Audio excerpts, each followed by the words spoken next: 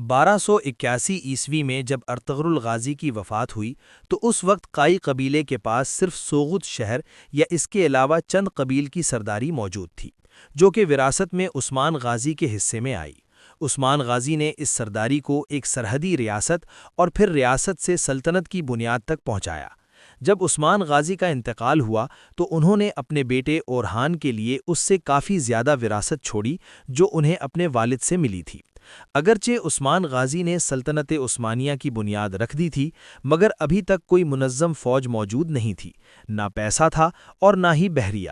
اس لیے اورحان غازی کو اس سلطنت کو ایک منظم ریاست میں تبدیل کرنے کے لیے کافی کوشش کرنی پڑی۔ اس وقت اورحان بیگ کی عمر تقریباً 40 سال تھی۔ انہوں نے اپنے والد کی بیماری کے دوران ہی سلطنت کا انتظام سنبھال لیا تھا اور کئی کامیابیاں حاصل کی تھیں۔ برسا کے محاصرے کے دوران انہوں نے 1321 میں مدانیہ پر قبضہ کیا۔ اورحان غازی کے دور میں مختلف علاقوں کی فتوحات کے لیے انہوں نے اپنے کمانڈرز کونور الپ، اکچا کوجا اور عبد الرحمن غازی کو بھیجا، جو کامیاب رہے۔ عثمان غازی کے 5 بیٹے تھے: Orhan, Alaeddin, Pazarlu Bey, Hamid Bey اور ساوچی بیگ، لیکن تاریخ میں صرف اورحان اور علاؤالدین مشہور ہوئے۔ اورحان نے سلطنت تقسیم کرنے کی تجویز دی، لیکن علاؤالدین نے انکار کیا اور صرف انتظامی ذمہ داری قبول کی۔ یوں وہ سلطنت عثمانیہ کے پہلے وزیر بنے۔ علاؤالدین نے 3 چیزوں پر خاص توجہ دی: سکہ، لباس اور فوج۔ اورحان کے نام کا سکہ جاری کیا گیا۔ مختلف طبقوں کے لیے مختلف لباس مقرر کیے گئے۔ سب سے بڑا کارنامہ فوج کی تنظیم تھا، جسے بعد میں جینیسری یعنی ینیجری فوج کے نام سے جانا گیا۔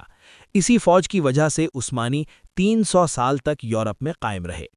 1326 میں برسا کی فتح کے بعد اورحان غازی نے ازنک اور ازمٹ کی طرف توجہ دی۔ ازنک ایک بڑا صنعتی شہر تھا، جبکہ ازمٹ ایک تجارتی بندرگاہ تھی۔ 1329 میں بیزنطین بادشاہ اینڈرونیکوس نے اورحان غازی کا مقابلہ کرنے کے لیے فوج کے ساتھ اناطولیہ کا رخ کیا۔